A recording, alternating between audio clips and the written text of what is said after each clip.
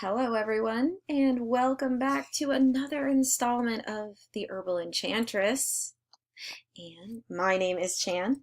Hello. And I do want to talk and do a bit of a summary of my project that I've been working on recently, which relates to the nervous system, which I did study neuroscience and psychology in my undergrad. So I want to do a high-level overview today of the project I've been working on as part of my herbal medicine education and studies. All right, so I do want to do a quick refresher or summary on the nervous system so we have an idea of what that means and what it is before we move into kind of the meat and bread of my particular project. But when we think of the nervous system, we're really thinking of the control center of the body, because it is very much so responsible for coordinating a lot of our bodily functions, things like sensory information, motor information, integrating and processing stimuli, so that way we can provide a response which really does all kind of correlate into our overall human experience. And when we think of the nervous system, and you hear this, you're going to hear these two terms a lot.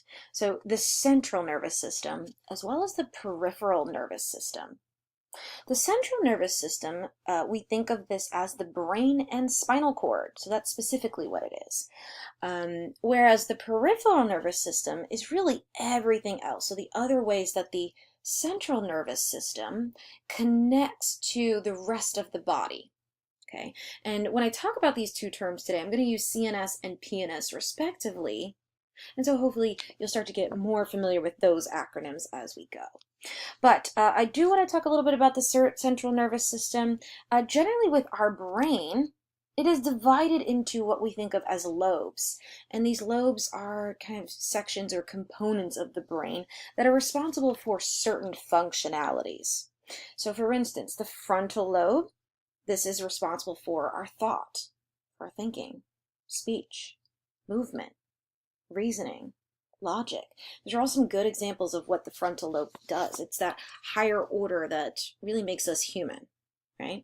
Whereas the parietal lobe, this is more for sensory information, like touch, tactile, taste, even temperature regulation. We have the temporal lobe, and that one's usually for speech or sound. We think of talking. That's what we think temporal lobe. Whereas occipital lobe is really for visual. We think of the eyes, visual processing. Now, on the other hand, we also have the peripheral nervous system. And this is generally broken down into two subsystems called the autonomic and somatic nerve systems.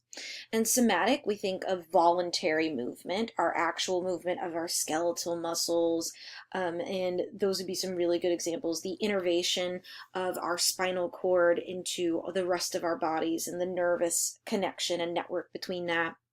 We also think of autonomic nervous system, and this is what controls the automatic or sort of reflexive functions of the body, like how our heart and organs and glands adapt to things that are really outside of our conscious control. And so that system is actually broken down into two subsystems called the sympathetic and parasympathetic nervous systems. Sympathetic is responsible for what we think of as fight or flight. So this is what raises the alarm if you have a particularly I want to say a stimuli that really solicits a response where maybe you're fearful or angry or something surprises you. We would go into fight or flight mode. So it's when our heart starts racing and our pupils dilate. And those are some really good examples of what the sympathetic nervous system does. Whereas the parasympathetic nervous system is more for rest and digest. It's kind of what I like to think of as a bit of a refractory period. Right, and so coming back and normalizing that out, and really what keeps us at a kind of normal state of being. So those two are nicely complementary of each other in different directions. And as we're talking about herbs, these are some of the herbal actions which really play into the nervous system. And first and foremost is what is called a nervine or nervine. You may hear either term. I mean the same thing there. But when we think of nervines, these are herbs that have an effect on the nervous system. And they're even broken down into subtypes. So 3 subtypes to include stimulant, tonic, and relaxing. So when we think of stimulant, it is stimulating. A good example of that might be something like coffee. We're all very familiar with coffee.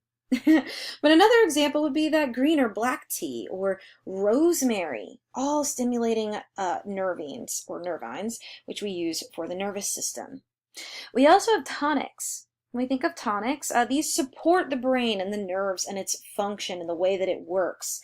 And skullcap is a great example, whereas relaxing nervines are those that are relaxing, more anxiolytic, sedative. Valerian root and passion flower would be some examples of those. Now, we also have antidepressants are very important too. And one of the biggest ones most of us are familiar with is that one called St. John's wort. Many of us have heard of that. Yeah. And so that's an antidepressant and has that herbal action. Whereas an adaptogen are herbs that help us in coping with stress. And they support the overall ability for us to adapt to complications and stressors.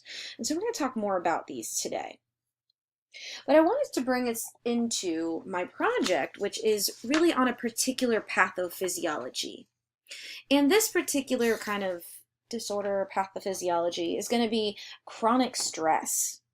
Big one, chronic stress. And so there's a nice little definition by Smith and Vale here of stress. When we think of stress, that's a state of real or perceived threat to homeostasis, which does result in some changes which may be detrimental. That's a general definition for stress overall, but chronic stress is different. Chronic stress is ongoing and can really start to hamper the balance, that homeostasis within our bodies. Now, I have a nice little diagram here on chronic stress and how there are two really main elements or components to it. So what we think of as the hypothalamic pituitary adrenal axis, or HPA axis, as well as the sympathetic nervous system, which we kind of already discussed a little bit. When we think of the HPA axis, essentially what's coming out of this long process, because these all feed back and have a feedback loop between the hypothalamus, the pituitary gland, and adrenal glands, really what comes out of it, the end goal, is that cortisol. And that cortisol plays a role in how we kind of respond to that stress. It's important for the regulation of metabolic, immune, cardiovascular, and behavioral processes. And it does play a role in kind of the duration and magnitude of that response to stress and that feedback loop between the HPA axis.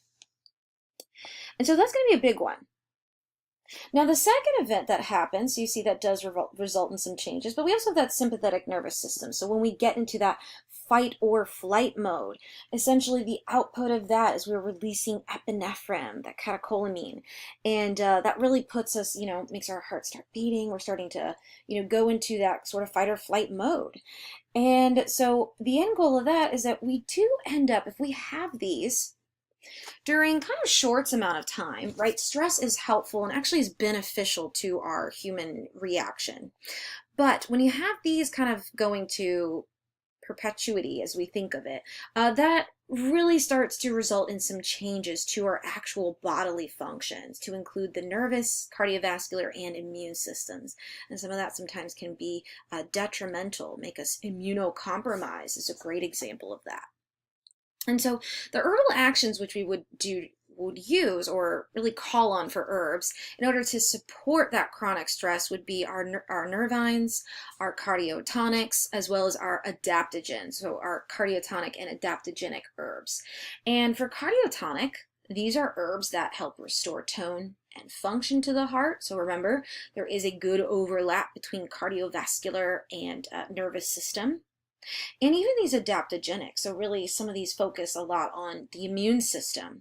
And these are herbs that overall, typically non-specific, but they work to balance energies within the body. And so we talked a bit about the nervines already, but I do want us to reflect a little bit more on, some of the types of products that are actually out in the kind of out in our ecosphere already as marketable products. So I looked at one called by Gaia Herbs, but we have what is called Stress Response is one of the ones they offer. And that particular blend is intended to be used for, stress, right? As they like to kind of market it as, and that's what it's intended for. So some of the herbs that are part of that would include things like ashwagandha, which is an adaptogenic herb, our holy basil, which is also adaptogenic, but also a stimulating nervine, our oats as well. And these are nervines, stimulants, antispasmodic are some examples, and even rhodiola as well. And so that one's more of an adaptogen. But you can see how that, and then even schizandra, there's a lot of adaptogens within that blend. And some of these do overlap into the kind of nervous system sort of aspect or sphere as well. And so all of that product seemed to very easily recommend itself for stress response and responding to stress and adapting and normalizing to something like that.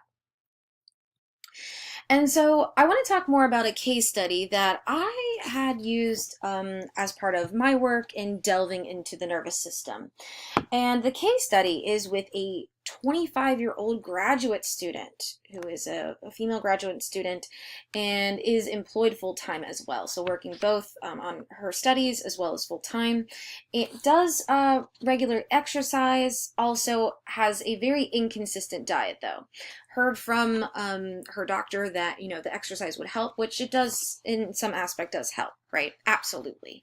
But did find and said the diet was inconsistent, occasionally socializes with her friends and families, but really mentioned that she would like to socialize more because she's felt a little bit guilty about kind of missing out on that since she's been so busy.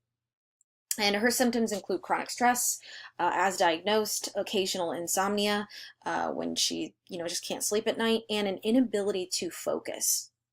And so upon looking into her case a bit more, I did have some goals that I wanted to really help her with and to help through the chronic stress that she's experiencing. So my focus was to target on adapting to the effects of chronic stress and also to aid with sleep. Now, here's a bit more information about how the cardiovascular and immune systems overlap with that nervous system. But remember, everything is integral, all of these body systems. And these are just the two big ones that can be, in many ways, detrimentally affected by stress. So I think these descriptions help us a bit more with understanding how that overlap happens into the HPA axis, into how we can become immunocompromised as a result of chronic stress and chronic stressors. So some of the herbs that are going to be at work in my recommendation include ashwagandha, and that's actually going to be in powdered form. And then I've also come up with a tincture for this client, which includes valerian root, hawthorn, skullcap, and American ginseng. And I do want to point out a few things about each of their Materia Medicas. So ashwagandha, that WITHANIA somnifera, when we think of that, a lot of good things here, but some of the modern uses I just want to point out. As an adaptogen, it is anti-inflammatory, antidepressant, and it is also a nervine. And in the past, it was used much in the same way. And so we can see some of those constituents that come involved. And it's usually pretty safe as long as we're aware of any antidepressant, monoamine oxidase inhibitors, MAOIs, or SSRIs that might be taken at the same time. Now that's going to be in powdered form, but I do also want to prescribe her a tincture, or recommend to her rather, a tincture as well. And so that would include 2 parts of valerian, or valerian root, Valeriana officinalis, which is a phenomenal herb when it comes to its anxiolytic, sedative, more hypnotic types of properties that it has. And this one is also generally considered safe, but I will say it does have a slightly unpleasant taste, which is why it's nice it'll be in tincture format. We have skullcap, and when we think of skullcap, cooling, relaxing. It is also a nervine, antispasmodic, analgesic, hypnotic. And so it will boast those qualities. Whereas the hawthorn is a cardiotonic. And it's always been used in that way, and even a traditional sense. It's one of as, quote, a superior remedy for various heart troubles. That'll support the cardiovascular system. American ginseng, so that Panax. And when we're thinking of that, and really any species, but really the American one specifically, is cooling and moistening. It is also adaptogenic, and this will come into play in my tincture as well. Okay, so let's kind of summarize a bit more about what I'm recommending to this particular client and how these herbs will come into play as she is starting to really manage her chronic stress. So I am recommending essentially that she does take ashwagandha, that powder, and this could be powdered and capsuled or just powdered, but I'm thinking 2 grams twice daily that should be used long term. So really when we think about how we recommend herbs to our customers, our clients, we really got to think about, you know, what herbs are going to be most effective and even which herbs and preparation forms are going to be cost effective. And so in her situation, being that she's working full time as well as handling grad school, I'm sure money is definitely part of that issue as well as to how she'll be able to adapt to some of what I'm recommending. And so I think this ashwagandha, since it is well primed for nervous stability, for you know, those nervous system types of ailments, ashwagandha taken long term would be best for this client. But we also want to address, remember, the other goal of my formulation is addressing that sleep. And that's where this valerian, skullcap, hawthorn, and American ginseng, that extract or tincture, comes into play. And so probably for the first 2 weeks, she would want to take that for sleeplessness, for that insomnia, and to make sure she's getting sleep and getting it regularly. And then she'll only need to take that as needed for her insomnia when it comes in bouts. But I would imagine after about, you know, a month of taking the ashwagandha, she'll start to see some results. But remember, that is a long-term use for us to see very, I want to say, more tangible effects. 2 weeks, she may want to do at least minimally 2 weeks and may need more for insomnia, but that'll help her with that sleep aspect, which is really going to be good for healing the body, for coping with that stress, for normalizing, and that's a lot of what we do when we're asleep. And so she should absolutely take about 20 to 30 drops 30 minutes before bed because taking this, she'll be knocked right out. So we do want to make sure that she's definitely prepared for it, powers down her devices, is preparing herself mentally for that sleep that she's going to go through holistically. And as part of some lifestyle recommendations, always drinking more water. Some of what I've identified for this client is that she's so busy, she rarely has time to eat. Obviously, getting on a consistent eating pattern would be very, very beneficial for her as well to establish that habitual cycle, which always does help. But that water, that fluid intake, especially if she's doing powders and taking a tincture, we want to make sure we restore that hydration to her body, which may already be missing. And so that's going to be a big component for her, as well as making sure that she's taking time to heal herself. And one of the biggest ways that she can take that time is by increasing that socialization. She identified that as kind of, it brings her some guilt, which you can kind of gather from that conversation, right? It brings her a little guilt. That's another source of stress for her. So by making pointed efforts to really socialize with her friends and family, that's going to help her to cope with that stress that she's experiencing, to be able to better adapt to that. And again, getting that support from her loved ones and friends is only going to help her to recenter herself and focus on her well-being. So that way she can really start to get more to a normalized state, and deal with this and manage her chronic stress. Now, chronic stress is an unfortunate byproduct of us being very busy, so she's not alone in this particular battle that she is fighting. But these herbs will certainly help with chronic stress, and they are adaptogenic, and they're nervine, and they're cardioTonics by nature, which is meant to support so many of those overlapping body systems. But I do want to take just a moment or two to reflect a bit more about this experience I've had with this particular project. And really, what I've learned along the way is that there are so many aspects to who we are as people, right? We are multidimensional creatures, and that involves things like our emotional state of being, our emotional dimension, our physical dimension, our spiritual dimension, our social dimension. Those are all some really great examples as to how many different sets of inputs that we have.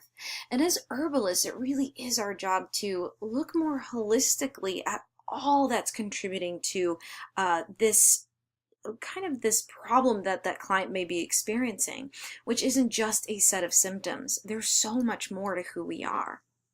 And so that's what we attempt to address. And so really reaffirming that throughout this experience has been absolutely incredible for me, and certainly reaffirms more about this path on herbal medicine, right? But also starting to really explore the different ways that we can even deliver the herbs and the ways that we give those recommendations, right? So we can see here that I did employ the use of a powder and maybe even encapsulated powders, which is going to be very helpful and is really taking into consideration her particular state of being currently, right? Maybe her financial, how she's dealing emotionally, and so on. But also that, we can start to target more about, her sleep. And her sleep is a big key portion of how we as humans heal, right? How we heal. But it's a really big key portion to why she might be experiencing some of these extra symptoms that, could be easy to kind of treat with other outside orthodox type of medicinal ways, but really we want to use something gentle, safe, calming, something that's going to get us back to a more natural state of who we are reflected in our universe. And so I think exploring that delivery is always a big key piece, as well as any lifestyle recommendations too. That's the other portion of being an herbalist, right? It's not just the herbs, it's whatever else, it's the other things that we're seeing as well that could be helpful recommendations to really getting that person to a more normalized, or for them, body happy state. And so, that drinking of the water, the socialization were certainly things that could help. Diet is another aspect. Exercise is another aspect. These are all ways that we can help to support our clients in more than just what traditional medicine tends to do. And so, all of that and being able to take those things into account is certainly something else that I've been learning along this journey.